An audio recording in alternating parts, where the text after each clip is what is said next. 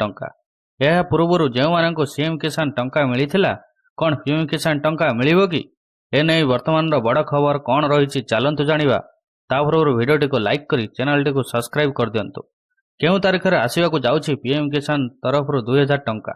ତେବେ କ'ଣ ରହିଛି ଖବର ନିହାତି ଜାଣିବା ପୂର୍ବରୁ ଏବେ ଦେଖନ୍ତୁ ରିସେଣ୍ଟଲି ଏବେ ସିଏମ୍ କିଷାନର 2000 ଟଙ୍କା ଯେଉଁମାନଙ୍କୁ ସିଏମ୍ କିଷାନ ଟଙ୍କା ମିଳିଛି, କ'ଣ ସେମାନଙ୍କୁ ପିଏମ୍ କିଷାନ 2000 ଟଙ୍କା ମିଳିବ କି?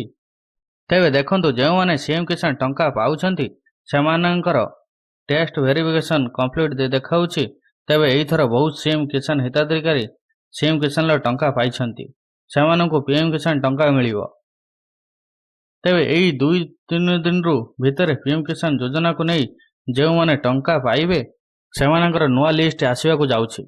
ସେହି ଲିଷ୍ଟ ଆସି ସାରିବା ପରେ ଯଦି ସିଏମ୍ କିଷାନ ଟଙ୍କା ପାଇଛନ୍ତି ଫିର୍ ବି ସେମାନଙ୍କ ନାଁ ପିଏମ୍ କିଷାନର ନାଁର ଲିଷ୍ଟରେ ଯଦି ଆସିଥିବ ସେମାନେ ନିହାତି ଭାବେ ପିଏମ୍ କିଷାନ ବାବଦରେ 2000 ଟଙ୍କା ପାଇବେ। ବାକି ରହିଲା ଫେବୃଆରୀ ମାସରେ 19ତମ କିସ୍ତି ଟଙ୍କା ପାଇଥିଲେ, ଯାହା ବି ପିଏମ୍ କିଷାନର ସୂଚନା ରହିଛି ଜୁନ୍ ମାସର ପ୍ରଥମ ସପ୍ତାହରେ ସୁଦ୍ଧା ପିଏମ୍ କିଷାନ ଟଙ୍କା ମିଳିବ। ତେବେ ଯେଉଁମାନଙ୍କୁ ଟଙ୍କା ମିଳିବ ସେମାନେ ନିହାତି ଭାବେ ଫାର୍ମର ଆଇଡି ରେଜିଷ୍ଟ୍ରେସନ କରିବାକୁ ଆଉ ନିଜର ବ୍ୟାଙ୍କ ଆକାଉଣ୍ଟକୁ ଲିଙ୍କ କରିଦିଅନ୍ତୁ, ଯାହାକି ମୋବାଇଲକୁ ଓଟିପି ଯିବ। ପିଏମ୍ କିଷାନର ନୂଆ ଲିଷ୍ଟ ଆସିଲା ପରେ ଯେଉଁମାନେ ସିଏମ୍ କିଷାନ ଟଙ୍କା ପାଇଥିବେ ସେମାନେ ପିଏମ୍ କିଷାନ ଟଙ୍କା ପାଇବେ, ତାହେଲେ ସେମାନଙ୍କୁ ଗୋଟେ EKYC କରିବାକୁ ପଡ଼ିବ। ତେବେ ଦର୍ଶକ ବନ୍ଧୁ, ଏଇଟା ଥିଲା ଆଜିର ଗୁରୁତ୍ୱପୂର୍ଣ୍ଣ ଖବର।